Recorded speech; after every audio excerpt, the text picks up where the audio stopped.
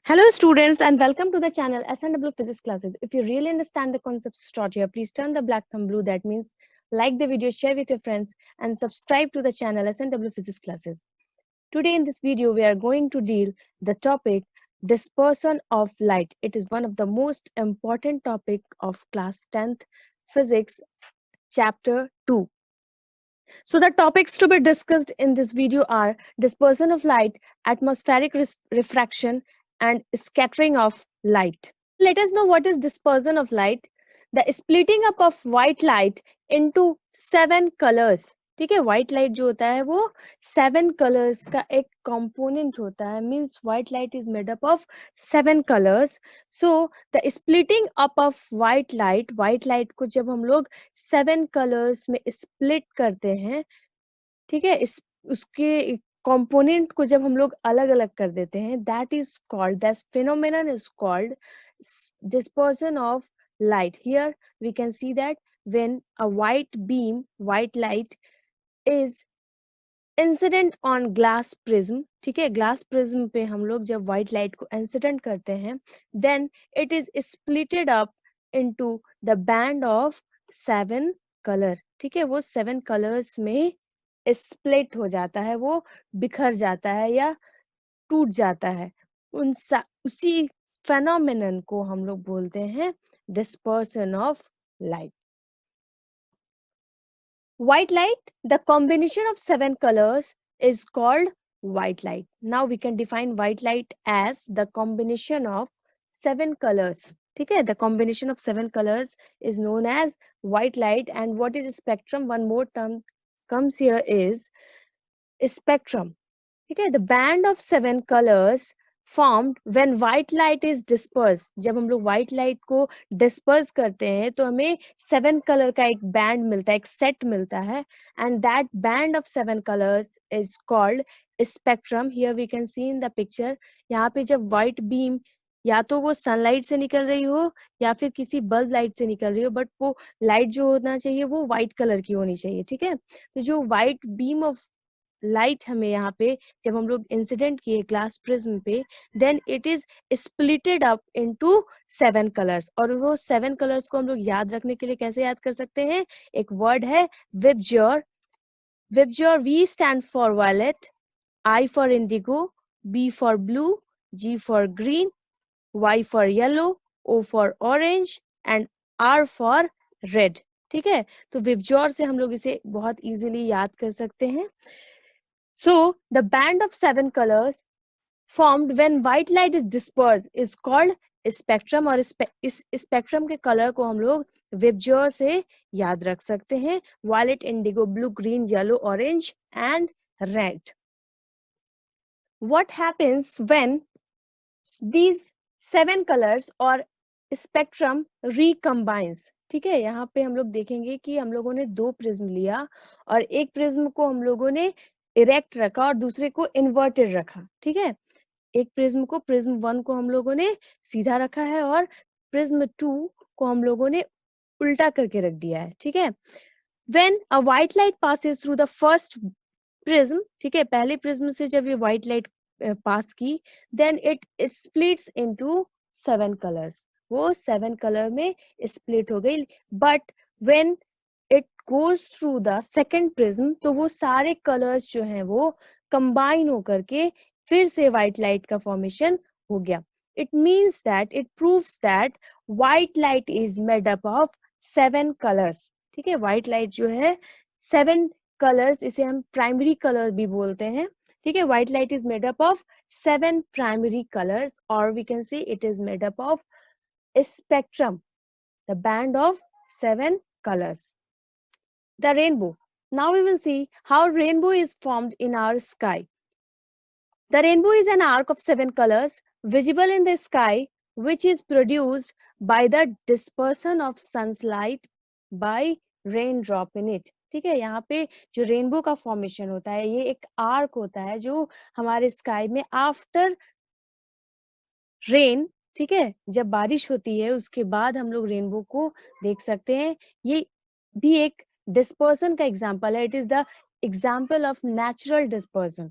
ठीक है, यहाँ पे जब सन की व्हाइट लाइट रेनबो के रेन ड्रॉप्स पे पड़ती है, ठीक है। रेन ड्रॉप्स पे जब white light fall करेगी, then this raindrop will act like a natural prism, ठीक है।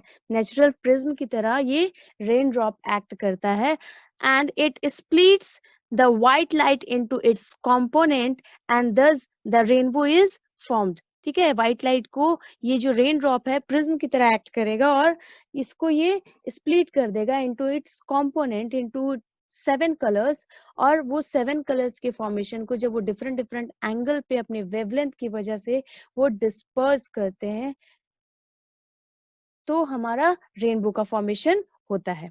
The rainbow is produced by the dispersion of white sunlight by raindrop in the atmosphere, ठीक है। It is an example of atmospheric dispersion of light. Each raindrop act as a tiny glass prism splitting the sunlight into spectrum, ठीक है। ये जितने भी rain drops होते हैं atmosphere में, या फिर हम लोग बोल सकते हैं वाटर पार्टिकल्स, जो हमारे वाटर मॉलिक्यूल्स जो हमारे रेन एटमॉस्फेयर में होते हैं क्लाउड्स में, तो वो सभी रेन ड्रॉप्स जो होते हैं वो प्रिज्म की तरह एक्ट करती हैं। और जब व्हाइट सनलाइट आफ्टर रेन, ठीक है, जब सन रेज होता है, जब उस रेन ड्रॉप पे फॉल करेगा तो उसके बाद क्या होगा, हमारा रेनबो का फॉर्मेशन होगा। We can see the rainbow in the sky. Next phenomenon is atmospheric refraction, ठीक है। एटमॉस्फेयर में भी रिफ्रैक्शन होता है। We can see here 2 or 3 examples. The first one is twinkling of stars, ठीक है। स्टार्स जो हमें ट्विंकलिंग दिखाई देते हैं, जस्ट लाइक हियर, ठीक है। स्टार्स हम लोगों को ट्विंकल करते हुए दिखाई देते हैं, टिमटिमाते हुए दिखाई देते हैं, just because of atmospheric refraction. Star की जब लाइट जो है अर्थ के एटमॉस्फेयर में इंटर करती है, ओके, एटमॉस्फेयर में इंटर करती है, तो वो कभी रेयरर मीडियम में एंटर करती है, फिर डेंसर मीडियम में एंटर करती है, मींस बहुत सारे डिफरेंट डिफरेंट मीडियम में वो एंटर करती है, जिसकी वजह से जो है वो हमें ट्विंकलिंग दिखाई देती है। The twinkling of star is due to the atmospheric refraction of stars light, ठीक है। स्टार के लाइट का जब एटमॉस्फेरिक रिफ्रैक्शन होता है मेनी टाइम्स, ठीक है, बहुत बार जब ये रिफ्रैक्शन होता है तो हम लोगों की उसकी लाइट जो है वो स्टेबल नहीं दिखाई देती, वो बिल्कुल ट्विंकलिंग दिखाई देती है। When the light coming from a star enter the Earth atmosphere, it undergoes refraction due to varying optical densities of air at various altitude. अलग अलग एल्टीट्यूड पे जो है एयर की डेंसिटी जो है वो चेंज करती है, और उस चेंज की वजह से स्टार की लाइट कभी रेयरर मीडियम में एंटर करती है, कभी डेंसर मीडियम में एंटर करती है, तो उसकी जो लाइट होगी कुछ जिगजैग वे में इस तरह से हम लोगों को एंटर करते हुए दिखाई देगी, और जो ऑब्जर्वर होता है फाइनली उसकी जो लाइट होगी उसको वो ट्विंकलिंग दिखाई देगी। The continuously changing atmospheric refract the light from the star by different amount of from one moment to the next. In this way the star's light reaching our eyes increases and decreases, ठीक है, जिसकी वजह से atmospheric refraction की वजह से कभी star की लाइट जो होती है वो इंक्रीजिंग दिखाई देती है, कभी डिक्रीजिंग दिखाई देती है, और जिसकी वजह से हम लोगों को स्टार जो है वो ट्विंकलिंग दिखाई देती है। Okay, this is the main cause of twinkling of star, that is atmospheric refraction. Next phenomenon we can see by the help of atmospheric refraction is the star seems higher than they actually are, ठीक है। Star की जो actual position होती है उससे वो थोड़े से ऊपर दिखाई देते हैं। It is also just because of atmospheric refraction. Light from a star is refracted as it leaves space and enter the earth atmosphere. अर्थ के एटमॉस्फेयर में जैसे ही स्टार की लाइट एंटर करती है वो रिफ्रैक्ट होती है, ठीक है। Air higher up in the sky is rarer but that nearer the surface of earth is denser, ठीक है। जो एयर जो होती है वो सरफेस से बहुत ऊपर होती है वो रेयरर होती है, लेकिन जब सरफेस के नजदीक जैसे जैसे वो लाइट आती है it gets denser medium. So as the light from the star comes down, the denser air bend and light is also bending due to the refraction, ठीक है। यहाँ पे जैसे जैसे जो है वो स्टार की लाइट जो होती है वो अर्थ के सरफेस की तरफ आती है, वो जो रेयर डेंसर मीडियम में इंटर करती है, तो वो क्या होता है कि वो उसकी जो लाइट होती है वो बेंड करती है, and due to that refraction we can not see the actual position of the star, we can see the apparent position of the star due to atmospheric refraction. Next phenomenon due to atmospheric refraction is advanced sunrise and delayed sunset. ठीक है, हम लोग इस चीज को actually feel नहीं कर पाते, but it happens that sun rises 2 minutes earlier and it set 2 minutes after the sun sets actually. ठीक है, जो सनराइज होता है वो 2 मिनट पहले हम लोगों को सन देख पाते हैं बिफोर इट राइजेस, और जो सनसेट होता है उसको 2 मिनट लेट तक देख पाते हैं before it sets. It is also because of atmospheric refraction. यहाँ पे हम लोग देख सकते हैं an observer is standing here, तो ये जो हॉरिजन है यहाँ पे सन जो है वो है, या तो वो सनराइज हो रहा है या सनसेट हो रहा है, तो उसकी जो रेज होती है जब रिफ्रैक्ट करके एटमॉस्फेयर तक पहुंचती है, तो हम लोग एक्चुअल पोजीशन को सन को नहीं देख पाते हैं, 2 मिनट्स बिफोर हम लोग उसको देख लेंगे एपरेंट पोजीशन पे बिकॉज ऑफ एटमॉस्फेरिक रिफ्रैक्शन।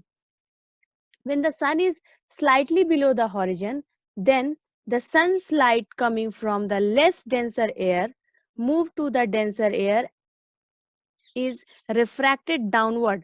ठीक है, जो लेस डेंसर एयर में फर्स्ट में हम लोगों ने कहा था कि जब एटमॉस्फेयर में जैसे इंटर करता है सन या स्टार की लाइट, तो क्या होती है कि पहले उसे रेयरर मीडियम मिलती है, जैसे जैसे वो अर्थ के सरफेस की तरफ आता है इट गेट्स डेंसर मीडियम। तो उस डेंसर मीडियम की वजह से जो रिफ्रैक्शन होता है उसकी वजह से जो होता है ये सन जो है हम लोगों को 2 मिनट्स जो है बिफोर सनराइज दिखता है, और सनसेट के 2 मिनट के बाद भी ये हम लोग इसे देख पाते हैं। Next is scattering of light. Scattering of light means to throw light in various random direction. Scattering means to spread. ठीक है, यहाँ पे जब सनलाइट जो है एटमॉस्फेयर में प्रेजेंट पार्टिकल्स से स्ट्राइक करती है, टकराती है, तो वो अलग अलग डायरेक्शन में हम लोगों को स्प्रेड होते हुए दिखाई देती है, so that we can easily see the sunlight everywhere in the earth surface. ठीक है, अर्थ के सरफेस पे हम लोग सनलाइट को हर जगह देख पाते हैं just because of scattering of light. One of the example of scattering of light is Tyndall effect. The scattering of light by particles in its path is called Tyndall effect. ठीक है, किसी जो हमारे अर्थ के एटमॉस्फेयर में जो particles होते हैं और वो जो लाइट को हर तरफ स्कैटर करते हैं या फिर उसको बोल सकते हैं स्प्रेड कर देते हैं, that phenomenon is called Tyndall effect. Tyndall effect can be discovered when white light consisting of 7 colors is passed through a clear liquid having small suspended particles। ठीक है, हम लोग ऐसे भी एक्सपेरिमेंटली भी इसको देख सकते हैं कि जब हम लोग सस्पेंडेड पार्टिकल्स को ऊपर जब व्हाइट लाइट हम लोग फॉल कराते हैं तो उस पे हम लोगों को जो है स्कैटरिंग दिखाई देती है। यहाँ पे हम लोग एग्जांपल देख सकते हैं कि ट्रीज के बीच से जो रेज हो रही हैं पार्टिकल्स की स्कैटरिंग की वजह से हम लोगों को इस तरह से हम लोग देख सकते हैं। Then the blue color of white light having shorter wavelength is scattered much more than the red color। ठीक है, जो ब्लू कलर की जो लाइट होती है वो ज्यादा स्कैटर्ड होती है because of its shorter wavelength. उसकी वेवलेंथ जो होती है वो वेबज्योर में सबसे कम होती है, जिसकी वजह से वो ज्यादा स्कैटर करती है। और जब हम लोग टिंडल इफेक्ट देखते हैं तो उसमें हम लोगों को ब्लू लाइट इजिली विजिबल होती है in comparison to the red light. The next question related to scattering of light is why the sky is blue।